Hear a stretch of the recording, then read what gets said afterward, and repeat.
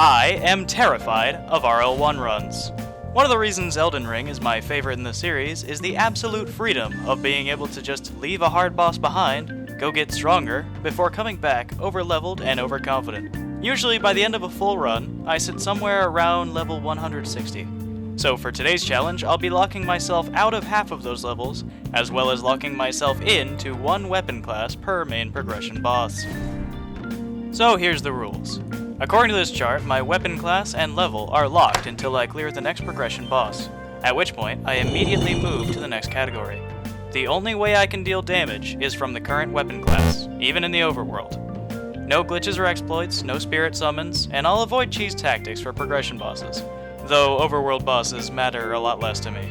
So with all that out of the way, let's get into the suffering. The first thing to do, as with any Elden Ring run-through, is the colossal shopping list Mom left with me when she went to work. Acquire woman, acquire torrent, and then run all over creation looking for goodies to shovel into my mouth. I gather every golden seed and sacred tear I can think of, activate a whole lot of sites of grace, and after cavorting about the countryside with no way to deal damage for something like 2 hours, I finally got my grayscale fingies on my first weapon, the Scavenger Curved Sword. It handles alright, but I need one more point of dex to wield it, so I'll just... Oh, and there goes the run. I haven't even hit an enemy yet, and I've already broken my own rules. Run's dead. Everyone go home. Alright, so now that those people are gone, I'm just gonna keep on chugging as if I didn't just invalidate my own rule set. And you'll quickly see that one point that I added won't help much against my first adversary. Margit. My balls have been freshly waxed just for this occasion. Margit drops a racial slur. Foul tarnished. So I am driven into a blind fury. This lasts all of 4 seconds before I'm sent to the Shadow Realm over and over and over. Put these foolish ambitions to rest. Put these foolish ambitions to rest.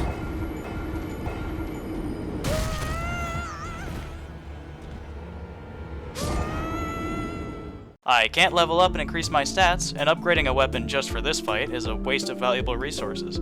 So, lacking any of my normal ways to power up, I just hit him a lot, and eventually he died.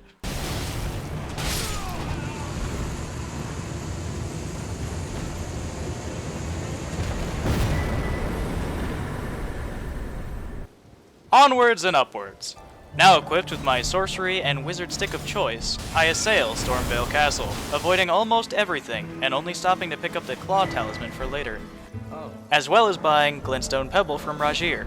Seconds later, when I went to equip Glintstone Pebble as a backup for Meteor Sling, I discovered that it was an Ash of War I just bought, not a spell, and I am a literal buffoon. A little sour from that whole debacle, it was time to challenge Godrick. I command thee, kneel! I am the Lord of all that is golden. Oh no! What do we do? I'm so scared! Godrick yelled a lot, rolled around a lot, then committed some kind of kinky sex ritual or something with that dragon's corpse, and then set himself on fire. This did absolutely nothing in his favor, and I pretty lazily killed him first try. I don't know why people say magic is OP. One thing I forgot was to prepare my next weapon, but since I already defeated Godrick, I couldn't deal damage with anything that's not a scythe, and I didn't own a scythe. Good thing I know where to get a scythe for free. Okay, well, so much for that plan. Guess I gotta do some farming for my favorite non-somber weapon in the game, the Grave Scythe. After only like 20 minutes of murdering these bozos, I finally got it to drop, giving us a weapon against the next part of the run. Next up was the Academy of Raya Lucaria, home of destitute co-eds and know-it-all nerdlings. A few hall monitors tried to stop me out front, but ultimately nothing could stop me from just running away, until of course I came upon an average-sized Russian bear dog. He got the better of me a few times, but nothing I couldn't handle. Before I could face the Queen of Mooning, I did get stuck on this little dingus for a while. I used jumping attacks to avoid getting parried, and eventually just got good RNG that he wasn't spamming this shit. Running into Renala's room immediately after fighting Moongrom without resting may seem like a terrible idea. Huh? And you'd be right. I fucking died. On the next attempt, I came so close to beating her that I lost myself in unrestrained gamer rage, and had to console myself with 150 stale croissants. After munching on my stale delights, I came back invigorated, and handled the barefoot beauty easily. That's 2 Great Rune bosses down, and our new setup is promising to take us far. Now equipped with my spear choice, the Cross Naginata, I was ready to take on the world.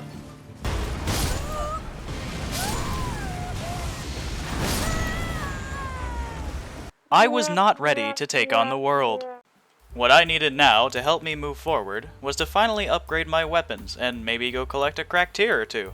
With upgrades on the mind, I sallied forth to conquer the lands, defeat powerful foes, and oh wait, what? I'm already done? Using my newfound power, I did some prep work for after Morgott, then headed back to face the Brony Menace once more.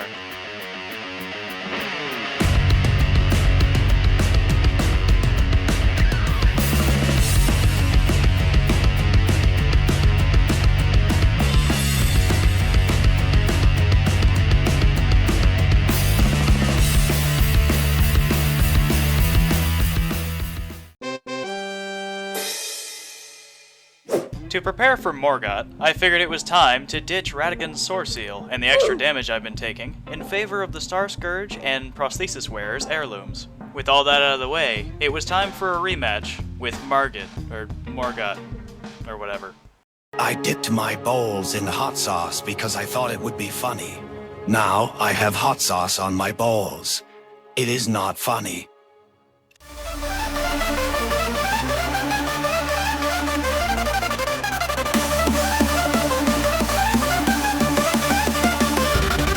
In the night we see him, Morgott standing tall, Omen king with dark dreams, ruler of them all. In the shadows lurking, mystery and light, but there's a secret burning in the late night light. Hearts are dipping, scrolls are dripping, Morgott can't stop. Feel the heat drop.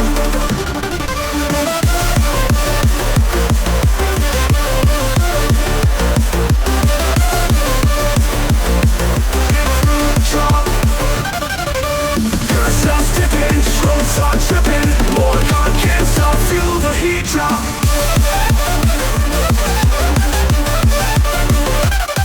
Cursing dark, he's living in the hollow throne. Our house keeps on living, pain like etched in stone. Fiery sensation growing, king's night never cold. Degrees of motion glowing, Morgott's tale told. Hot sauce dipping, scrolls start dripping, Morgott can't stop. Feel the heat drop.